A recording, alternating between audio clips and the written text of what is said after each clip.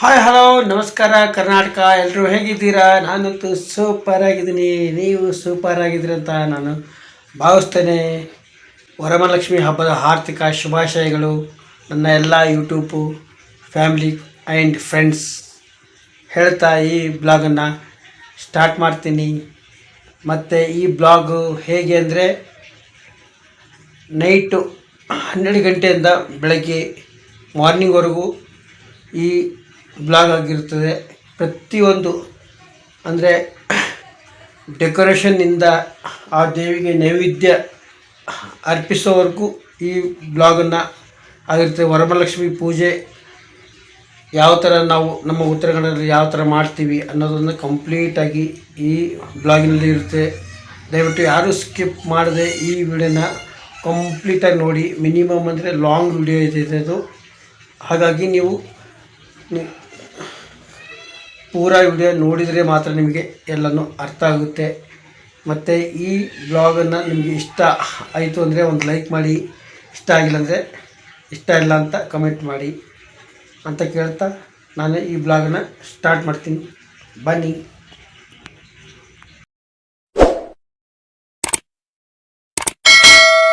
ನೀವು ನೋಡ್ಬೋದು ಸ್ನೇಹಿತರೆ, ಬರೋಬ್ಬರಿ ಇವಾಗ 12:16 ಆಗಿದೆ ನೈಟು. ಇವಾಗ ನಾವು ಸ್ಟಾರ್ಟ್ ಮಾಡ್ತೀವಿ ಪ್ರತಿಯೊಂದು. ಯಾಕೆಂದರೆ ಇವಾಗ ನಾನು ಡೆಕೋರೇಷನ್ನಿಂದ ಸ್ಟಾರ್ಟ್ ಮಾಡ್ತೀನಿ ಸ್ನೇಹಿತರೆ. ನೀವು ನೋಡ್ಬೋದು. ನೀವು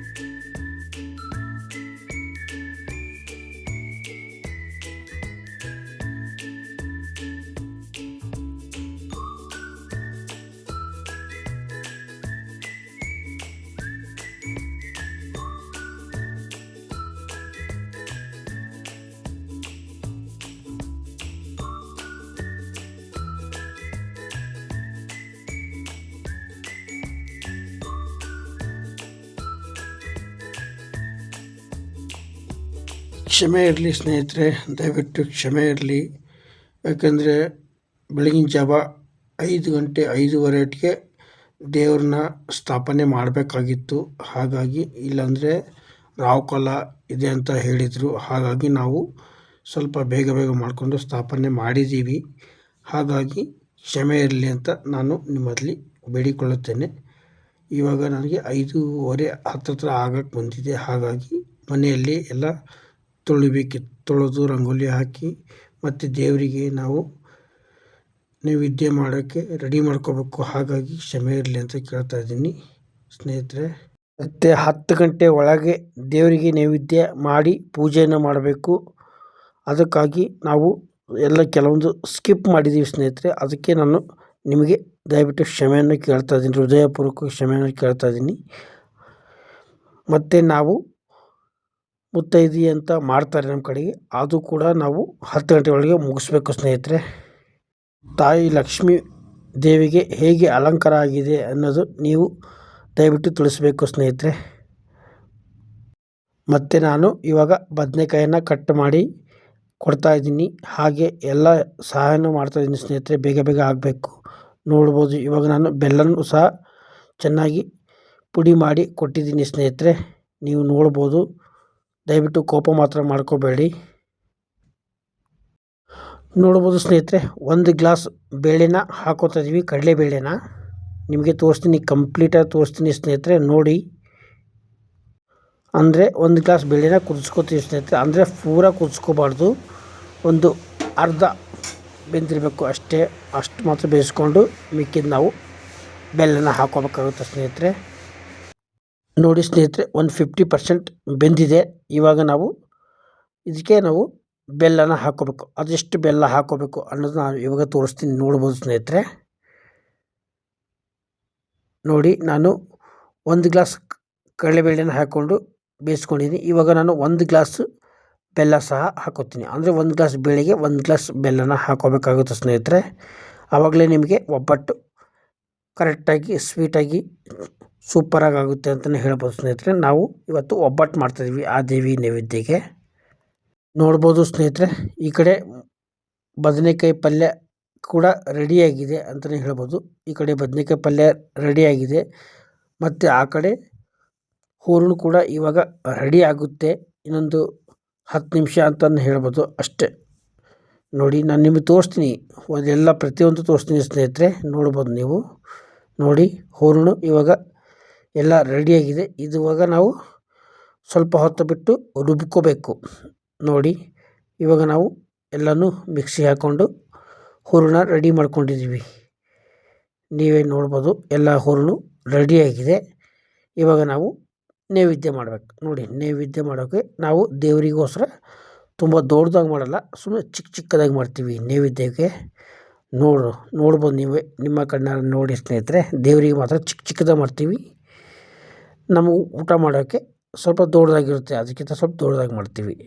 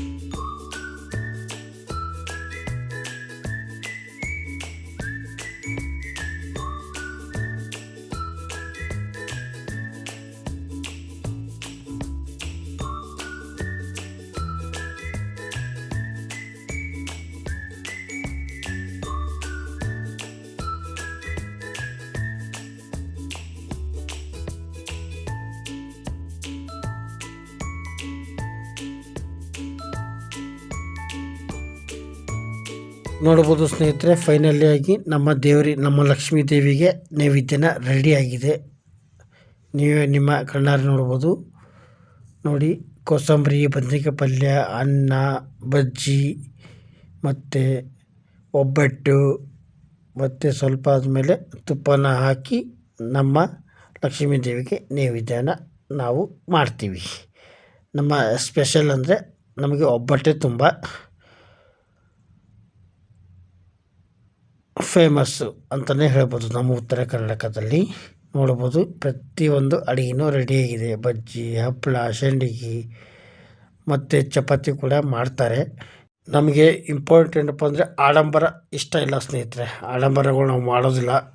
ನಾವೇನು ನೋಡ್ಬೋದು, ಸಿಂಪಲ್ಲಾಗಿ ನಮ್ಮ ದೇವರಿಗೆ ನಾವು ನೈವೇದ್ಯನ ಒಯ್ತಾ ಇದ್ದೀವಿ. ನೋಡ್ಬೋದು ನೀವೇ ನಿಮ್ಮ ಕಣ್ಣಾರ.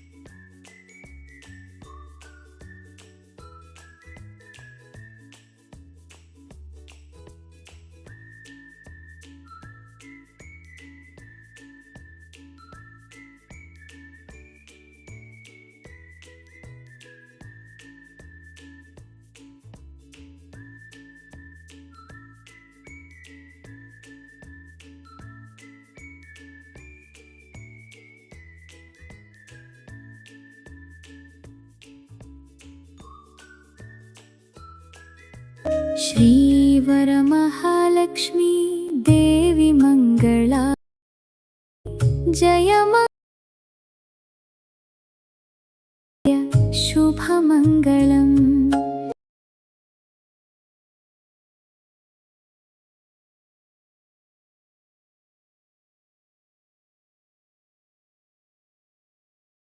ನೋಡಿ ಸ್ನೇಹಿತರೆ, ಇವಾಗ ದೇವಿ ಪೂಜೆ ಅಂತೂ ಆಯಿತು ಕಂಪ್ಲೀಟಾಗಿ. ಇವಾಗ ಆವಾಗಲೇ ನಾನು ಹೇಳಿದ್ನಲ್ಲ, ಮುತ್ತೈದೆ ಪೂಜೆ ಅಂತ ಮಾಡ್ತಾರಂತ. ಇವಾಗ ಕಂಪ್ಲೀಟಾಗಿ ಈ ಮುತ್ತೈದೆ ಪೂಜೆ ಯಾವ ಥರ ಮಾಡ್ತಾರೆ ನಮ್ಮ ಉತ್ತರ ಕರ್ನಾಟಕದಲ್ಲಿ ಅಂತ ಕಂಪ್ಲೀಟಾಗಿ ನೀವು ನೋಡ್ಬೋದು ಸ್ನೇಹಿತರೆ.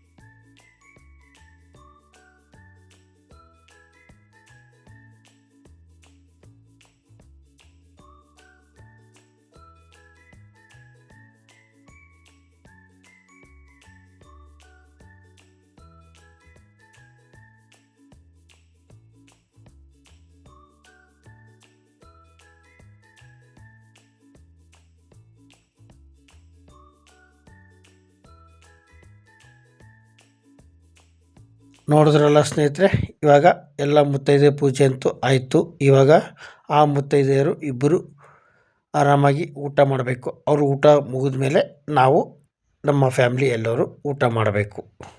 ಇದು ನಮ್ಮ ಸಂಪ್ರದಾಯ.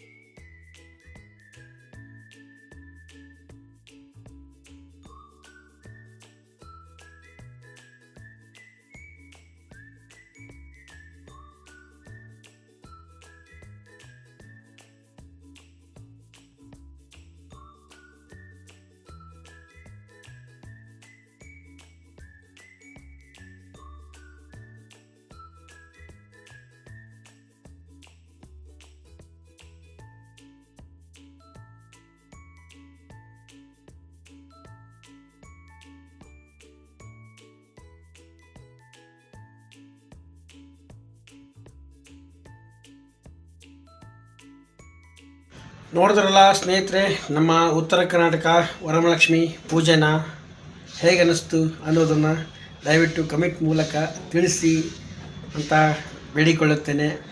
ಮತ್ತು ಇನ್ನೊಂದೇನಪ್ಪ ಅಂದರೆ, ನಾನು ಆ ದೇವಿಗೆ ಅಲಂಕಾರ ಮಾಡೋದನ್ನು ಭಾಳ ಸ್ಕಿಪ್ ಮಾಡಿದ್ದೀನಿ. ಏನಕ್ಕಪ್ಪ ಅಂದರೆ, ನಾವು ಕೂಡ ಈ ವರಮಹಾಲಕ್ಷ್ಮಿ ಪೂಜೆನ ಫಸ್ಟ್ ಟೈಮ್ ಈ ಥರ ನಾವು ಮಾಡಿದ್ದೀವಿ. ಅಂದರೆ ನಾವು ಬೇರೆಯವ್ರ ಹತ್ರ ಕ್ಲೀನಾಗಿ ತಿಳ್ಕೊಂಡಿದ್ವಿ. ವರಮಹಾಲಕ್ಷ್ಮಿ ಪೂಜೆಯನ್ನು ಯಾವ ಥರ ಮಾಡಬೇಕು, ಹೇಗೆ ಮಾಡಬೇಕು ಅನ್ನೋದನ್ನು ಚೆನ್ನಾಗಿ ತಿಳ್ಕೊಂಡು ಅವ್ರು ಹೇಳಿದಂಗೆ ನಾವು ಕೂಡ ಅದೇ ಥರ ಪಾಲಿಸ್ತೀವಿ, ಅದೇ ಥರ ಮಾಡಿದ್ದೀವಿ ಸ್ನೇಹಿತರೆ. ಹಾಗಾಗಿ ನನಗೆ ಟೈಮು ಸಾಕಾಗಿಲ್ಲ ಸ್ನೇಹಿತರೆ.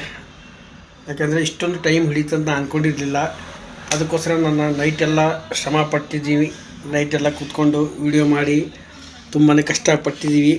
ಯಾಕೆಂದರೆ ಫಸ್ಟ್ ಟೈಮ್ ಅಲ್ಲ, ಇವಾಗೆಲ್ಲನೂ ನಮಗೆ ಐಡಿಯಾ ಬಂದಿದೆ, ಹೇಗೆ ಮಾಡಬೇಕು ಹೇಗಿಲ್ಲ ಅಂತ ಎಲ್ಲ ಗೊತ್ತಾಯಿತು. ನೆಕ್ಸ್ಟು ಈ ಥರ ಪೂಜೆ ಎಷ್ಟು ವರ್ಷದಲ್ಲಿ ನಾವು ಏನಾದರೂ ವರಮಹಾಲಕ್ಷ್ಮಿ ಪೂಜೆ ಮಾಡಿದಾಗ ನಿಮಗೆ ಕಂಪ್ಲೀಟಾಗಿ ನಾನು ತೋರಿಸ್ತೀನಿ. ಹಾಗಾಗಿ ಇದೊಂದು ಸಲ ನಿಮಗೆ ನಿಮ್ಮ ಹತ್ರ ಬೇಡ್ಕೊಳ್ಳೋಷ್ಟೇ ಕ್ಷಮೆ ಇರಲಿ. ನಾನು ದೇವಿ ಅಲಂಕಾರ ತೋರಿಸಲಿಲ್ಲ, ಯಾಕಂದರೆ ತುಂಬ ಟೈಮ್ ಆಗಿತ್ತು. ಹಾಗಾಗಿ ಇವಾಗ ನಾನು ಅದು ತೋರಿಸ್ಕೊತ ಕೂತ್ಕೊಂಡ್ರೆ ನನಗೆ ಟೈಮ್ ಆಗ್ತಿತ್ತು, ವೀಡಿಯೋ ಮಾಡೋರು ಯಾರೂ ಇರಲಿಲ್ಲ. ಹಾಗಾಗಿ ನಮ್ಮ ಮನೆಯವರು ಅವರೊಂದು ಕಡೆಗೆ ಅಡುಗೆ ಮಾಡಬೇಕಿತ್ತು, ದೇವಿಗೆ ಪೂಜೆ ಮಾಡಬೇಕಿತ್ತು. ಬೆಳಗ್ಗೆ 10 ಗಂಟೆ ಒಳಗಡೆ ಮುತ್ತೈದೆಯರು ಪೂಜೆ ಮಾಡಬೇಕಿತ್ತು. ಮತ್ತು ದೇವಿಗೆ ಇದು ವಿಗ್ರಹನ ನಾವು ಸ್ಥಾಪನೆ ಮಾಡಬೇಕಿತ್ತು. ನಾವು ಬೆಳಗ್ಗೆ ಸೂರ್ಯ ಹುಟ್ಟೋದ್ರೊಳಗಡೆ ಸ್ಥಾಪನೆ ಮಾಡಬೇಕಿತ್ತು. ಹಾಗಾಗಿ ನಾವು ಬೇಗ ಮಾಡಬೇಕು. ಯಾಕಂದರೆ ಮತ್ತೆ ವೀಡಿಯೋ ಮಾಡ್ಕೊಂಡ್ರೆ ಮತ್ತೆ ನಮಗೆ ಲೇಟ್ ಆಗುತ್ತೆ. ರಾವು ಕಾಲ ಬಂದರೆ ಮತ್ತೆ ಮಾಡೋಕ್ಕಾಗಲ್ಲ. ನಾವಿಷ್ಟು ಕಷ್ಟಪಟ್ಟು ಮಾಡೋಕ್ಕಿಂತ ಅದೇನೋ ಹೇಳ್ತಾರಲ್ಲ, ಸಮುದ್ರದಲ್ಲಿ ಹುಳಿ ಹಿಂಡಿದಂತೆ ವ್ಯರ್ಥ ಆಗುತ್ತೆ. ಆ ಥರ ಆಗಬಾರ್ದು. ಹಾಗಾಗಿ ಫಸ್ಟ್ ಟೈಮ್ ಮಾಡ್ತಾಯಿದ್ದೀವಿ. ಎಲ್ಲರಿಗೂ ಒಳ್ಳೆಯದಾಗಬೇಕು, ಎಲ್ಲರಿಗೂ ಚಲೋ ಆಗಬೇಕು ಅಂತ ನನ್ನ ಆಸೆ. ಹಾಗಾಗಿ ನಾನು ಕೆಲವೊಂದು ಸ್ಕಿಪ್ ಮಾಡಿದ್ದೀನಿ. ನಿಮ್ಮ ಈ ವಿಡಿಯೋನ ಮತ್ತೆ ನಿಮಗೆ ನೆಕ್ಸ್ಟು ವರ್ಷ ಲಕ್ಷ್ಮೀ ಪೂಜೆ ಬಂದೇ ಬರ್ತದೆ. ನೆಕ್ಸ್ಟ್ ವರ್ಷ ನಿಮಗೆ ಕಂಪ್ಲೀಟಾಗಿ ನಾನು ಆ ದೇವಿಯ ಅಲಂಕಾರನ ತೋರಿಸ್ತೀನಿ. ಮತ್ತು ನೀವು ನಮಗೆ ಸಪೋರ್ಟ್ ಮಾಡೋದನ್ನು ಭಾಳ ಅಂತ ಕಡಿಮೆ ಆಗಿದೆ. ದಯವಿಟ್ಟು ಸಪೋರ್ಟ್ ಮಾಡಿ ಅಂತ ಕೇಳ್ತಾ ಈ ವಿಡಿಯೋನ ಇಲ್ಲಿಗೆ ಎಂಡ್ ಮಾಡ್ತೀನಿ ಸ್ನೇಹಿತರೆ. ಟೇಕ್ ಕೇರ್, ಬಾಯ್. ದೇವಿ ಮಂಗಳಾರತಿ.